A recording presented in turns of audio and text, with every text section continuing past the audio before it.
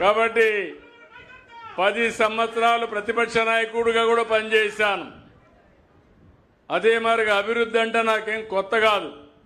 ఈరోజు ఆ రోజు చూపించిన చొరవ దేశంలోనే నెంబర్ 1 సిటీ హైదరాబాద్.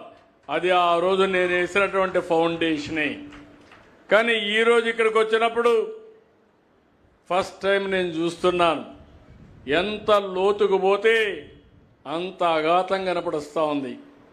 10 లక్షల కోట్ల రూపాయల అప్పులున్నాయి.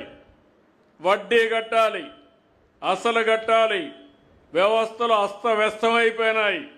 రోడ్లు కానీ అన్నీ కూడా పాడుపడిపోయినాయి.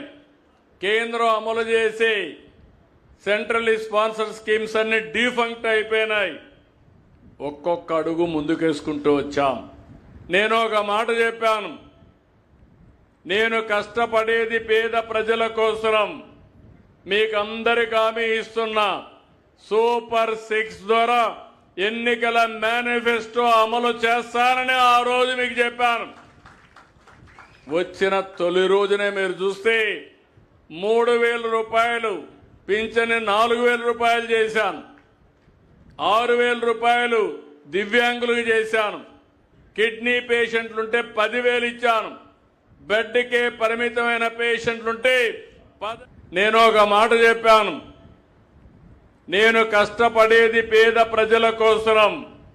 మీకందరికి హామీ ఇస్తున్నా, సూపర్ 6 ద్వారా ఎన్నికల మేనిఫెస్టో అమలు చేస్తానని ఆ రోజు మీకు చెప్పాను. వచ్చిన తొలి రోజునే